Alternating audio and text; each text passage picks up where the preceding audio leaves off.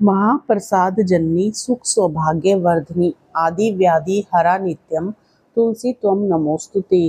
प्रेम से बोलिए तुलसी माता की जय। आज एकादशी व्रत पारण है और एकादशी व्रत पारण के दिन आप सभी सुनेंगे तुलसी माता की कथा। एकादशी व्रत पारण तभी पूर्ण माना जाता है जब पूर्ण श्रद्धा और विश्वास के साथ इस कथा को सुना जाए। प्रेम से बोलिए तुलसी माता की जय। एक बार शिव ने अपने तेज को समुद्र में फेंक दिया था। उससे एक महातेजस्वी बालक ने जन्म लिया। यह बालक आगे चलकर जालंधर के नाम से पराक्रमी दैत्य राजा बना। इसकी राजधानी का नाम जालंधर नगरी था। दैत्यराज कालनेमी की कन्या वृंदा का विवाह जालंधर से हुआ। जालंधर महाराक्षस था। अपनी सत्ता के मद में चूर उसने माता लक्ष्मी को पाने की कामना से युद्ध किया, परंतु समुद्र से ही उत्पन्न होने के कारण माता लक्ष्मी ने उसे अपने भाई के रूप में स्वीकार किया। वहां से पराजित होकर वह देवी पार्वती को पाने की लालसा से कैलाश पर्वत पर गया।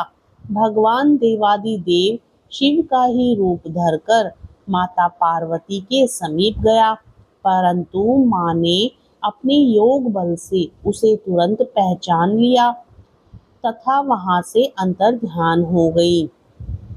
देवी पार्वती ने क्रुद्ध होकर सारा वृतांत भगवान विष्णु को सुनाया। जालंधर की पत्नी वृंदा अत्यंत पतिव्रता स्त्री थी। उसके पतिव्रत धर्म की शक्ति से जालंधर ना तो मारा जाता था और ना ही पराजित होता था। इसलिए जालंधर का नाश करने के लिए वृंदा के पतिव्रत धर्म को भंग करना बहुत जरूरी था। इसी कारण भगवान विष्णु ऋषि का वेश धारण कर वन में जा पहुँचे, जहाँ वृंदा अकेली भ्रमण कर रही थी। भगवान के साथ दो मायावी राक्षस भी थे, जिन्हें देखकर वृंदा भयभीत हो गई। ऋषि ने वृंदा के सामने पल में दोनों को भस्म कर दिया। उनकी शक्ति देखकर वृंदा ने कैलाश पर्वत पर महादेव के साथ युद्ध कर रहे अपने पति जालंधर के बारे में पूछा। ऋषि ने अपने माया जाल से दो वानर प्रकट किए। एक वानर के हाथ में जालंधर का सिर था तथा दूसरे के हाथ में धड़। अपने पति की यह दशा देखकर वृंदा मूर्छित होकर गिर पड़ी। होश में आने पर उन्होंने ऋषि रूपी भगवान से विनती की कि वह उसके पति को जीवित करे। भगवान ने अपनी माया से पुनः जालंधर का सिर धड़ से जोड़ दिया, परंतु स्वयं भी वह उसी शरीर में प्रवेश कर गए। वृंदा को इस छल का जरा भी आभास न हुआ। जालंधर बने भगवान के साथ वृंदा पतिव्रता का व्यवहार करने लगी, जिससे उसका सतीत्व भंग हो गया। ऐसा होते ही वृंदा का पति जालंधर युद्ध में हार गया। इस सारी लीला का जब वृंदा को पता चला तो उसने क्रुद्ध होकर भगवान विष्णु को शिला होने का श्राप दे दिया तथा स्वयं सती हो गई। जहाँ वृंदा भस्म हुई वहाँ तुलसी का पौधा उग गया। भगवान विष्णु ने वृंदा से कहा, हे वृंदा, तुम अपने सतीत्व के कारण मुझे लक्ष्मी से भी अधिक प्रिय हो गई हो। अब तुम तुलसी के रूप में सदा मेरे साथ रहोगी। जो मनुष्य भी मेरे शालिग्राम रूप के साथ तुलसी का विवाह करेगा, उसे इस लोक और परलोक में विपुल यश प्राप्त होगा। जिस घर में तुलसी होती है वहां यम के दूत भी असमय नहीं जा सकते। गंगा व नर्मदा के जल में स्नान तथा तुलसी का पूजन बराबर माना जाता है।